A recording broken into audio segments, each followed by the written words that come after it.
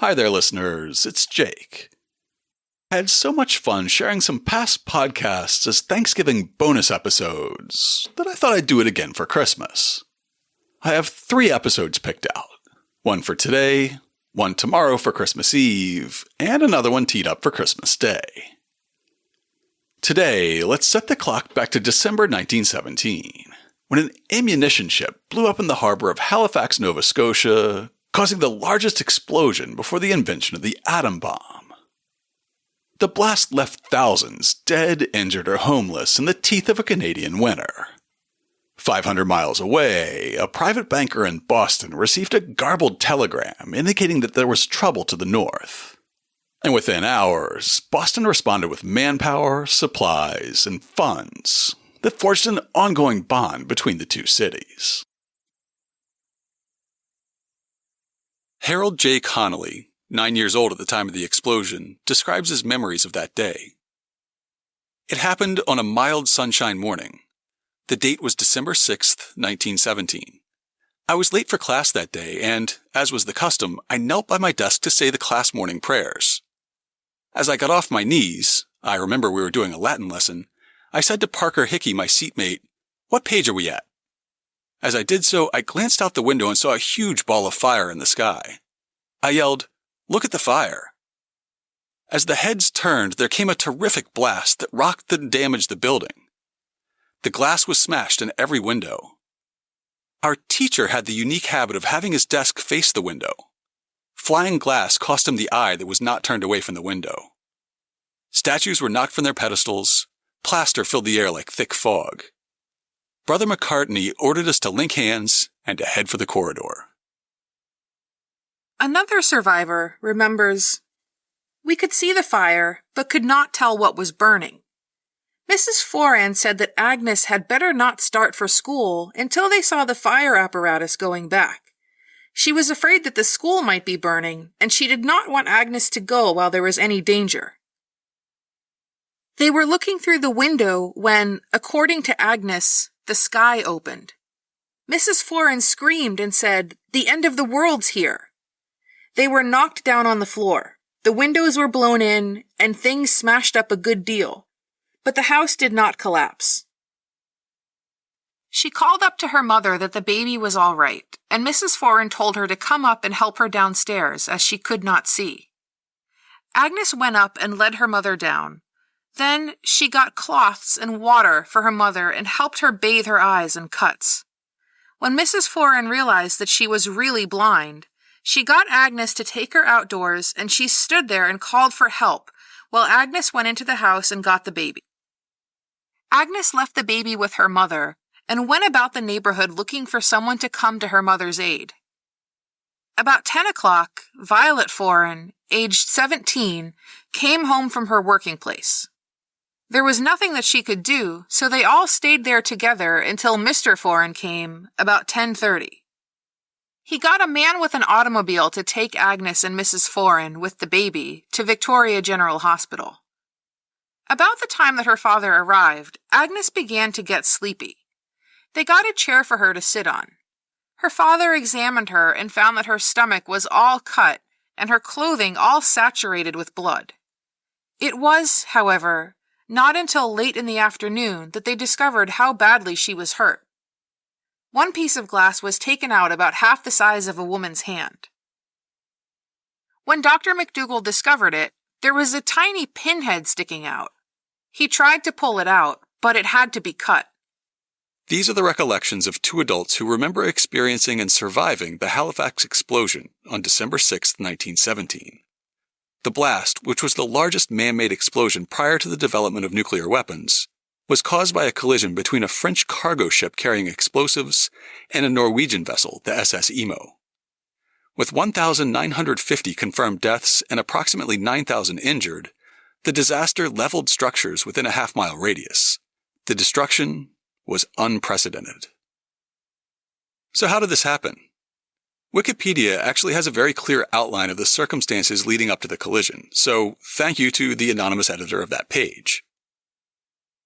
The Norwegian ship SS Imo had sailed from the Netherlands en route to New York to take on wartime relief supplies for Belgium, under the command of Håkon From.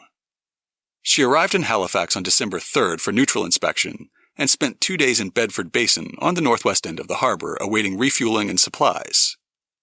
Emo's departure, cleared on December 5th, was delayed when her coal load did not arrive until late that afternoon.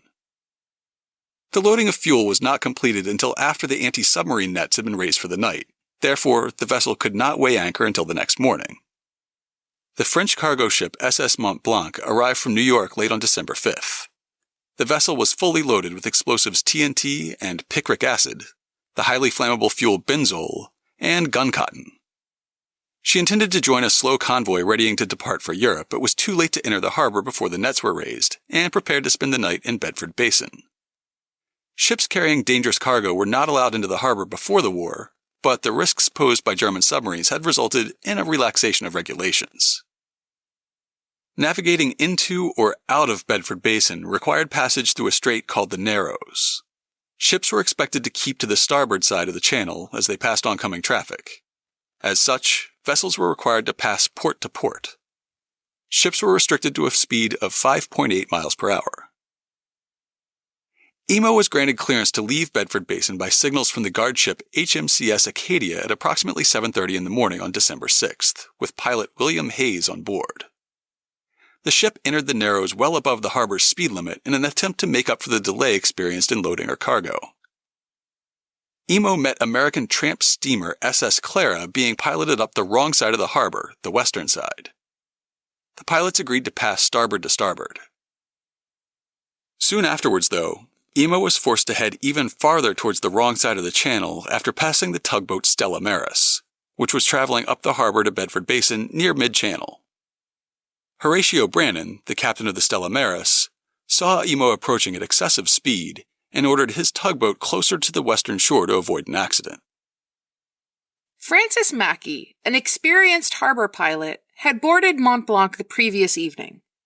He asked about special protections, such as a guard ship, given the Mont Blanc's cargo, but no protections were put in place. Mont Blanc started moving at 7:30 a.m. and was the second ship to enter the harbor as the anti-submarine net between George's Island and Pier 21 opened for the morning. Mont Blanc headed towards Bedford Basin in the opposite direction of the Emo. Mackey kept his eye on the ferry traffic between Halifax and Dartmouth and other small boats in the area.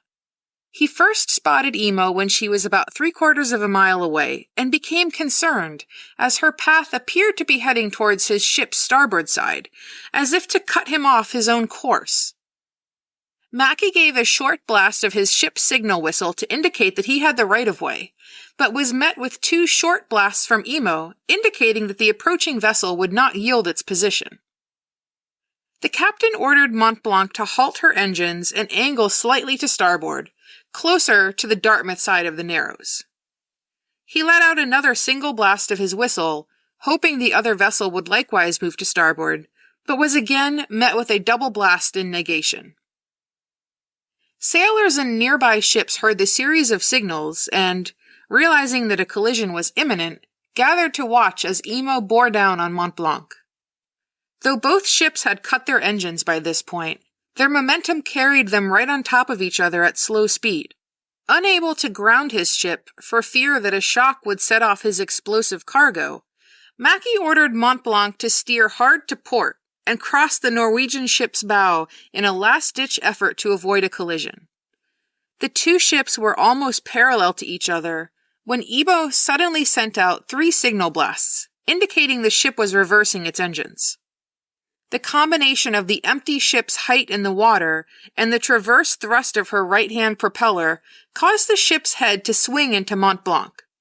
Emo's prow pushed through the French vessel's No. 1 hold on her starboard side.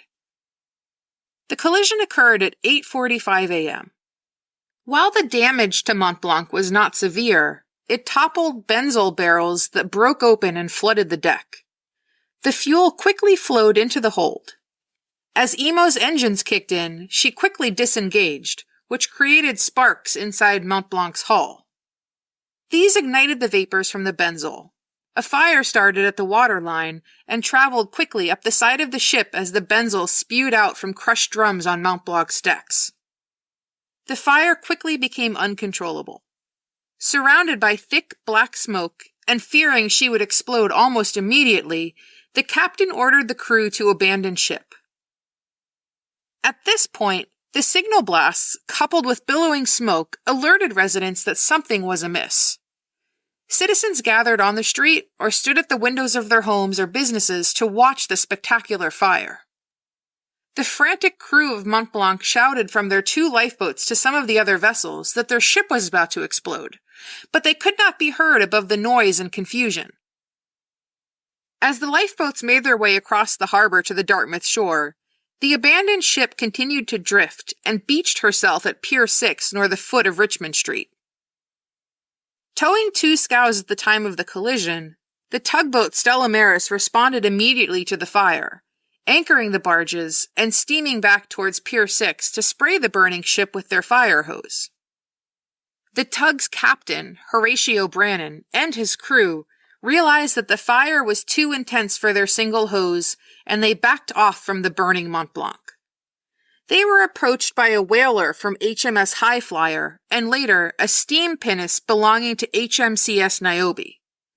Captain Brannan and Albert Matheson of Niobe agreed to secure a line to the French ship's stern so as to pull it away from the pier to avoid setting it on fire. The 5-inch hawser initially produced was deemed too small, and orders for a 10-inch hawser came down. It was at this point that the blast occurred. Gene Holder experienced it thus.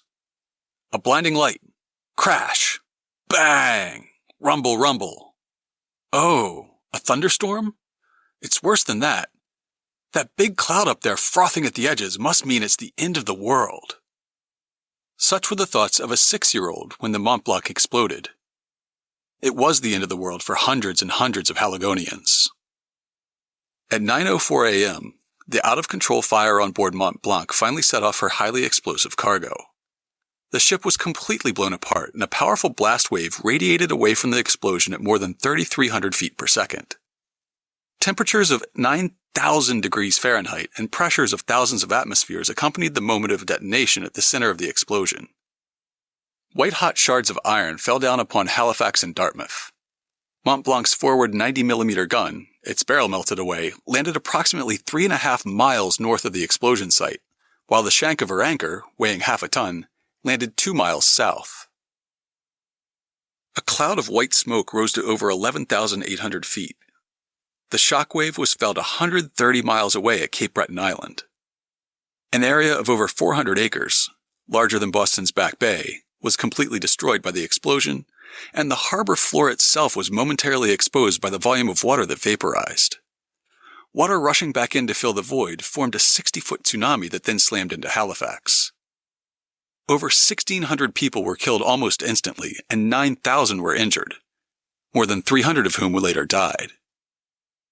For a town of 47,000, that was 23% of the population killed or injured. An equivalent tragedy in Boston today would impact about 153,000 people. Every building within a 1.6-mile radius, over 12,000 in total, was destroyed or badly damaged. Hundreds of people who had been watching the fire from their homes were blinded when the blast wave shattered the windows in front of them. Stoves and lamps overturned by the force of the blast sparked fires throughout Halifax, particularly in the North End, where entire city blocks were caught up in the inferno, trapping residents inside their houses. Firefighter Billy Wells, who was thrown away from the explosion and had his clothes torn from his body, described the devastation survivors faced. The sight was awful, with people hanging out of the windows dead, some with their heads missing, some thrown onto the overhead telegraph wires. He was the only surviving member of the 8-man crew of the fire engine Patricia, which responded to the pier with the intent of fighting the fire on the Mont Blanc. It could have been even worse. After the crash and initial fire, a railway dispatcher named Vince Coleman, who'd been operating at the railroad about 750 feet from Pier 6, began to flee with another worker. While running away, he remembered that an incoming passenger train from St. John, New Brunswick was due to arrive within minutes. He returned to his post alone and sent telegrams down the wire to the surrounding towns, telling them to hold the train. His last telegram said, "Hold up the train. Ammunition ship afire in harbor making for Pier 6 and will explode." Guess this will be my last message. Goodbye, boys. The incoming train heeded the warning and stopped at Rockingham, a safe distance from the blast, saving the lives of about 300 railway passengers. Coleman was killed at his post instantly. He was honored with a Heritage Minute in the 1990s and inducted into the Canadian Railway Hall of Fame in 2004.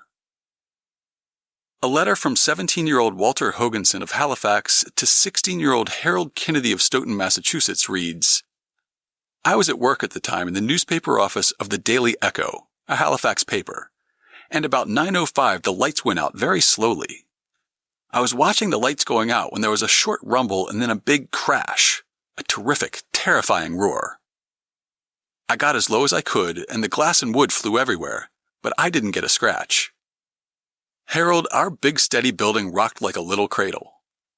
I got out of the building and when I got on the street, everybody was running everywhere. People with scratches, cuts, and bruises were yelling, "The dirty Huns! They're here at last!" and many other things, thinking it was an air raid. While getting clear of this, my first thoughts were of home. Getting home, I found everybody all right. That night, a wild storm howled, snow, sleet, and wind. I was expecting our chimney to fall at any moment, but it lasted out all right. The next day, the work of relief started, and thank God the noble state of Massachusetts stood the same as ever, ready to help us. I tell you, I don't know what we would have done without the Americans, because we were left powerless by the explosion. Survivors immediately sprang into action, pulling the victims from the rubble. Policemen, firefighters, and military personnel soon began to lead the efforts, and anyone with a working vehicle was called upon to volunteer. The city's hospitals were quickly overwhelmed, and the new military hospital, Camp Hill, admitted approximately 1,400 victims that day. Royal Navy cruisers in port sent some of the first organized rescue parties ashore and took wounded aboard. American cruiser USS Tacoma and armed merchant cruiser USS von Steuben were passing Halifax at the time of the explosion, en route to the United States. Tacoma was rocked so severely by the blast wave that her crew went to their battle stations. Spotting the large and rising column of smoke, Tacoma altered course and arrived to assist with rescue at 2 p.m. Von Steuben arrived about a half an hour later.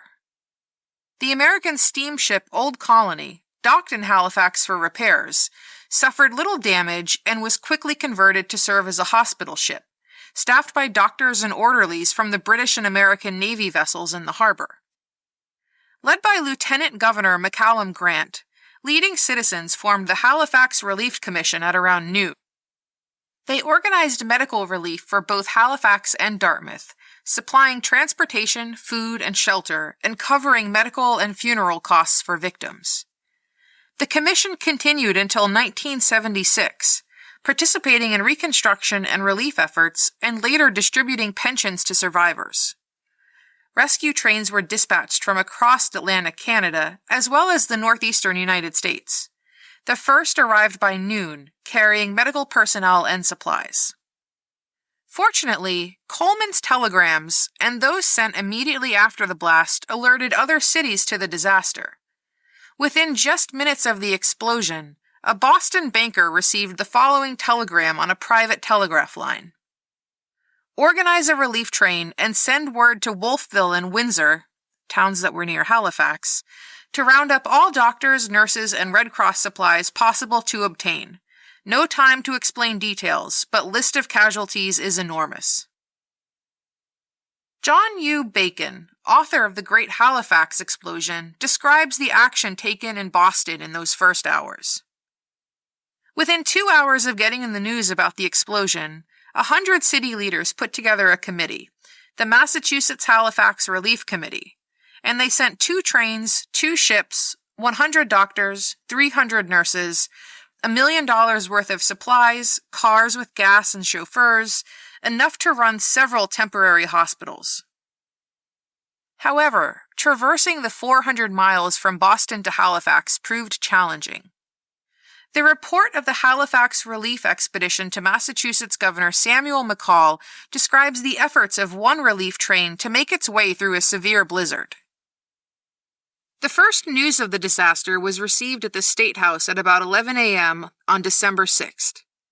Immediately, you sent a telegram to the mayor of Halifax offering the unlimited assistance of the Commonwealth and called a meeting of the Massachusetts Public Safety Committee, composed of 100 men representing all parts of the state, for 2:30 that afternoon to take action relative to handling the relief work.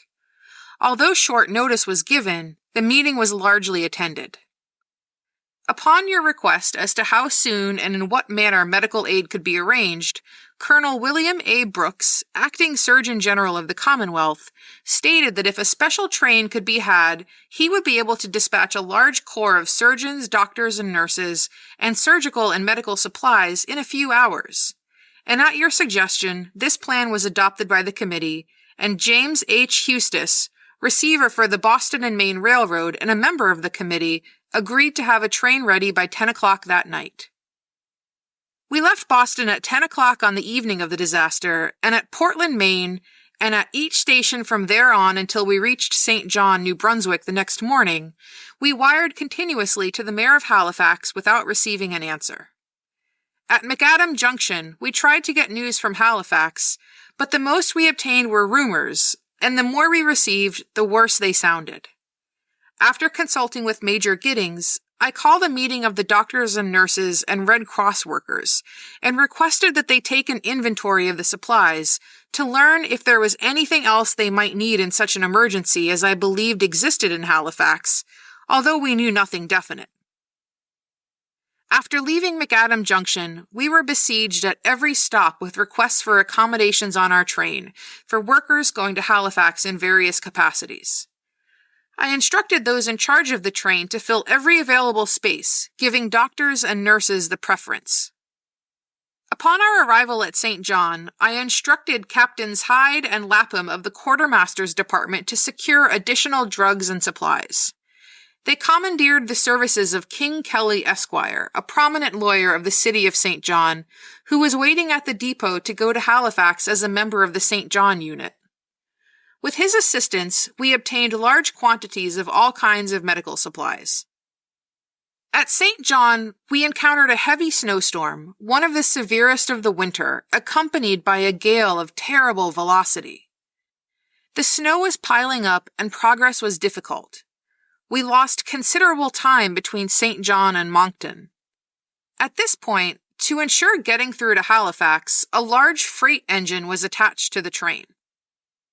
Beyond Truro and Moncton, the storm increased and was a veritable blizzard.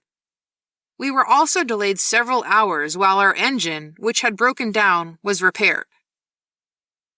The climax was reached when we came up Folly Mountain, and the conductor in charge, C.H. Truman, accompanied by C.K. Howard, General Agent, Canadian Government Railways, stated that, as an enormous snowdrift lay across the track, it was impossible to proceed further. I then showed them the telegram from the official of the railroad in which orders were given for the right-of-way to the special train. I picture these grizzled railroadmen considering the storm, the drifts, and the Americans with this telegram.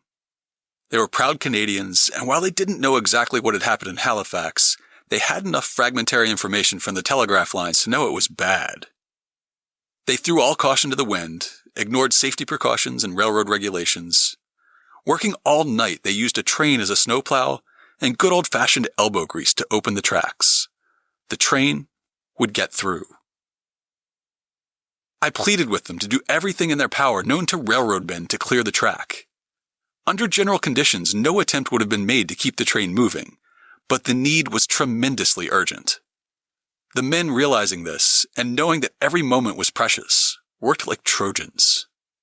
Within an hour, by hard shoveling, the use of steam and ramming, and amid great cheers from all on board, we went through the drift, which extended higher than the door of the baggage car. We succeeded in reaching Truro and found another engine and crew waiting for the final haul to Halifax. The train finally arrived in Halifax that morning, met with city officials, and the crew got to work setting up a hospital. By 6 o'clock that night, we had installed an operating room and had fitted up wards with 100 beds and medical supplies taken from our relief train. On account of the urgency of the situation, we received about 60 patients at 9 o'clock that night, and by noon the next day after our arrival, the fully equipped American Bellevue Hospital, flying the American flag, was caring for 100 patients and in full running order. This hospital received the worst cases from the different hospitals, which had become so overcrowded that proper attention could not be given to them. As the hospitals became overwhelmed, many injured victims waited at home. Some had chosen to yield their place to the more gravely injured. Others didn't realize how badly they were hurt due to the initial shock and then the hardship of surviving a snowstorm in a destroyed city. Within days, teams of Massachusetts doctors started a house-to-house canvass of the injured. 6-year-old Jean Holder, whose account we read earlier, which began with a crash bang, described her mother's treatment. A few days after the explosion, Mother answered a knock at the door to find a lady and 2 gentlemen there. One of the gentlemen introduced themselves as a nurse and 2 doctors from Massachusetts. He said that all the hospitals and clinics were well staffed and that they were now making a house-to-house canvass looking for people who were injured and didn't know it. He asked permission to come in and examine us. They pronounced us well and uninjured. Having examined us, the doctor turned to Mother. "What about yourself?" "Oh, I'm all right." "Then why is your head wrapped up like that?" Mother felt her head and remarked, "Oh, gracious. I was dressing one of the children when the explosion occurred and blood trickled down my neck, so I grabbed a nightdress and tied it around my head. I didn't realize it was still there." Examination revealed that her ear had been almost completely torn off. Her face had been paralyzed and was twisted out of shape. The doctors knew to look at her that she had been injured. On the day of the explosion, Granddad had asked Dad, "Where's Gertie? Who's that crazy-looking woman with the children?" He hadn't recognized her. The doctor asked Mother if she would like him to sew the ear back in place, or would she prefer to go to her own doctor. She said for them to do it, but first she would like to get a neighbor to come in and keep an eye on us in case she fainted. The neighbor came. Mother didn't faint. No anesthetic was necessary as the paralysis prevented any feeling in that part of her head. She was advised to go to her own doctor or a clinic after a few days. In episode 39, we discussed the ways in which the Coconut Grove fire improved the way hospitals treat burn injuries. Similarly, the treatment of eye injuries was significantly advanced as a result of the Halifax explosion. Dr. George H. Cox, an eye, ear, nose, and throat specialist from New Glasgow, a town 62 miles away, joined the early relief effort. An article from the U.S. National Library of Medicine details his experience. Cox walked from the train to the Camp Hill Hospital, a private veterans hospital with 250 beds, and found over 1,500 men, women, and children lining the corridors. He first worked at a kitchen table setting bones and repairing wounds, but quickly realized that the large number of eye cases required his expertise. Among the local physicians who responded immediately were 4 other EE&T specialists: E.A. Kirkpatrick, E.A. Mathers, A.E. Dool, and A.R. Cunningham. With the assistance of a sergeant, a nursing sister, and an anesthetist, Cox started operating and did not stop for several days. Pieces of glass were driven clear through the eyeball, he wrote, and one found it was necessary to feel about in the orbital tissue before dressing the case. Cox found pieces of glass as large as a square inch embedded into the orbit. Eyelids were cut into literal fringes, and in addition to removal of the eyeball, one often had to hunt to find any material to reconstruct a set of lids. In many cases, the eyes were completely destroyed. Cox went along the rows of patients examining eyes and marking those who required operations. He then placed linen tags on his patients listing their name, address, injury, treatment, and future needs. On the 5th day, the train from Montreal arrived with Captain T.F. Took, an EE&T specialist with the Canadian Army Medical Corps. Took found Cox in the small back room at the Camp Hill Hospital operating by the light of a single bulb. Cox had performed so many operations that his instruments would no longer cut. While the injured were being treated, Halifax also had to make arrangements for the dead. A mortuary committee chaired by Alderman R.B. Caldwell was quickly formed at Halifax City Hall on the morning of the disaster. A company of the Royal Canadian Engineers repaired and converted the basement of a school to serve as a morgue, and classrooms to serve as offices for the Halifax coroner. Coroner Arthur S. Barnstead took over from Caldwell as the morgue went into operation and implemented a system to carefully number and describe bodies. In a surprising mashup of historic disasters, his methods were based on the system developed by his father, John Henry Barnstead, to identify Titanic victims in 1912. It's hard to know where this narrative should end. The initial Massachusetts contingency returned after 2 weeks, but efforts continued for decades.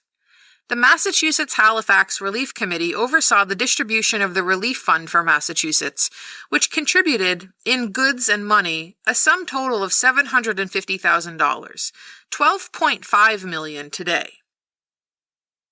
Nova Scotia donated a large Christmas tree to the city of Boston the following year in thanks and remembrance for the state's aid.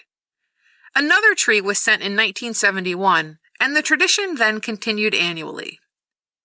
The annual gift was started by the Lunenburg County Christmas Tree Producers Association to promote Christmas tree exports as well as acknowledge the Boston support after the explosion.